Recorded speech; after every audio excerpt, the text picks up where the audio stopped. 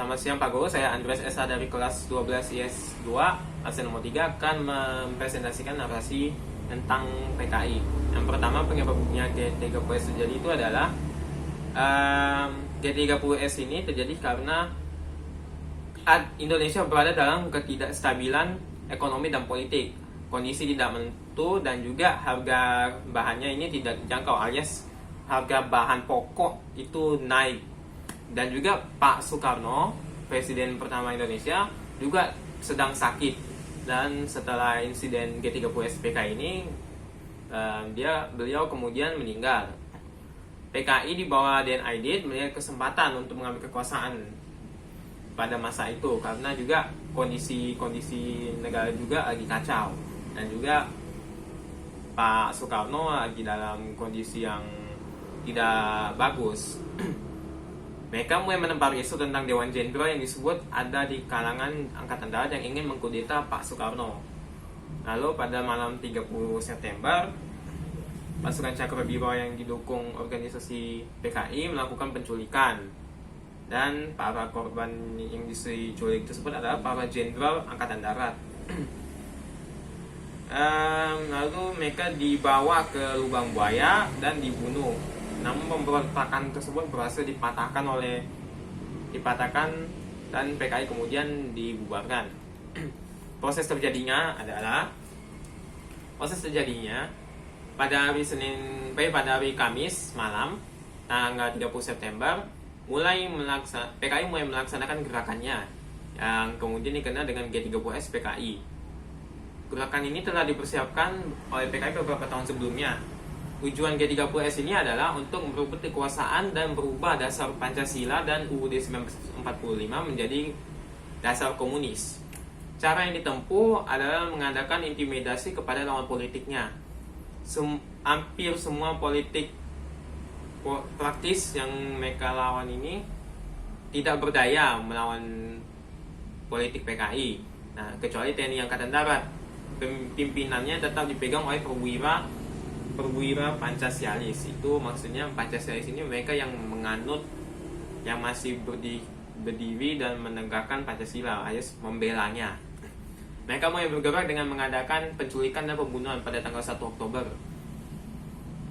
Semua keenam perwira tinggi dan perwira pertama diculik dari tempat kediamannya masing-masing, lalu dibunuh secara kejam di luar batas peri kemanusiaan oleh anggota pemuda rakyat Gerwani dan Ormas PKI yang telah menunggu di lubang buaya, yang lokasinya itu adalah sebuah desa di sebelah selatan Pangkalan Udara Utama Halim Perdana Kusuma di Jakarta. Bersama dengan korban lainnya yang telah dibunuh di tempat kediaman mereka, jenazah dimasukkan ke dalam sebuah lubang sumur tua di desa tersebut.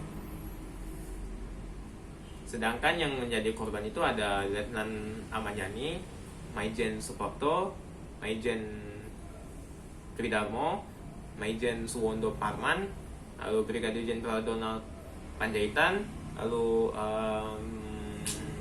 Siswo Miharjo, lalu Letu Pierre Tendean. Itu yang menjadi korban. Sedangkan Jenderal Abdul Haris Nasution yang waktu itu masih menjabat sebagai Menteri Kompartemen Hankam Kepala Staf Angkatan Bersenjata, yang asing yang menjadi sasaran utama dari gerakan G30S, berhasil meloloskan diri dari usaha penculikan. Tetapi putri beliau yaitu Ade Ima Suryani tewas karena tembakan para penculik.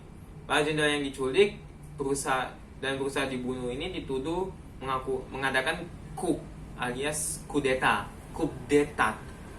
dengan pemerintah. Mereka menyebut ada Dewan Jenderal yang ingin mengambil alih kekuasaan Presiden Soekarno, tetapi ternyata tuduhannya tidak benar. Bahkan hanya untuk mengelabuhi pengkhianatan G30S PKI itu sendiri. G30S yang sebenarnya mengadakan coup terhadap pemerintah yang syah ini terbukti setelah menguasai dua buah sarana komunikasi yang sangat vital, yaitu studio RRI Pusat Jakarta yang berada di Jalan Merdeka Barat dan kantor telekomunikasi yang berada di Jalan Merdeka Selatan Jakarta Pusat mengeluarkan pengumuman dengan deklarasi sebagai berikut. 1. Pada pagi hari tanggal 1 Oktober pukul 7.20 pagi, kemudian diulang jam 8.15 waktu Indonesia Barat mengeluarkan pengumuman bahwa gerakan mereka ditujukan pada jenderal-jenderal anggota Dewan Jenderal yang akan mengadakan coup terhadap pemerintah.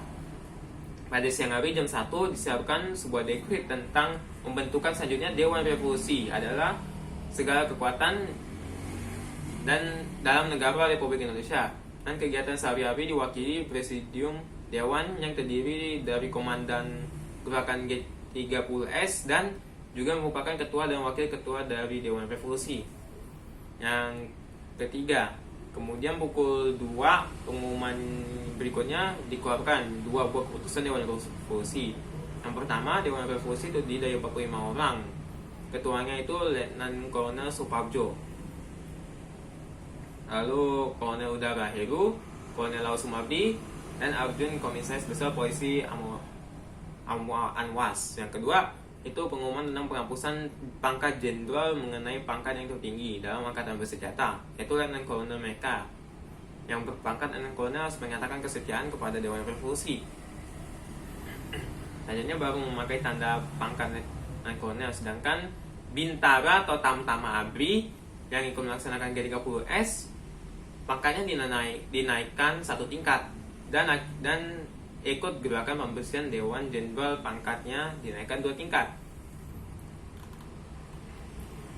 Lalu pengkhianatan G30S yang didalangi PKI ini ternyata sudah matang dipersiapkan, dan tidak hanya di Jakarta saja, tapi di berbagai daerah PKI dan anggota-anggota ABRI yang telah dibina melakukan perebutan kekuasaan. Di Yogyakarta, tanggal 1 Oktober melalui RRI Yogyakarta diumumkan telah terbentuk Dewan Revolusi Daerah Yogyakarta. Ketuanya adalah Mayor Mulyono, Kepala Seksi Korem 72 Yogyakarta, Komandan Korem 72 Kolonel Katamso, dan Kepala Staf Korem 72 Letnan Kolonel Sugiono. Masing-masing diculik dari rumah dan markas Korem pada sore hari tanggal 1 Oktober. Untuk penyelesaian konfliknya, anggota ABRI yang terlibat dalam gerakan G30S disidang dalam mahkamah militer luar biasa atau Mahmilu. Mereka ini adalah Letnan Kolonel Untung, lalu Kolonel Latif Marsikal Umar Dhani, dan Brigadir Jenderal Suparjo. Untung, Syamsuri, Latif, dan Suparjo dihukum mati oleh Mahmilu, sedangkan Pak Umar Dhani dipenjara selama 32 tahun sebelum dibebaskan pada tahun 92. Sulisman, Sekretaris Jenderal PKI, lalu Syam Kamal Rusman, dan menjadi sedikit dari beberapa petinggi PKI yang tidak dibunuh di luar hukum tetapi disidang di Mahmilu, sementara sebagian besar petinggi lain seperti Den Aidit, Joto, MH Lukman tewas dibunuh langsung angkatan darat dan tanpa disidang sama sekali. Selain itu, pembantaian di berbagai daerah ketika angkatan darat dan masa anti komunis melakukan pembunuhan kepada mereka yang dituduh sebagai simpatisan PKI. Ratusan ribu orang diperkirakan tewas. Mereka yang sama di pembantaian kemudian dijadikan tahanan politik atau tapokal dan dibuang di Pulau Buru. Yaitu di Maluku, Pulau Buru ini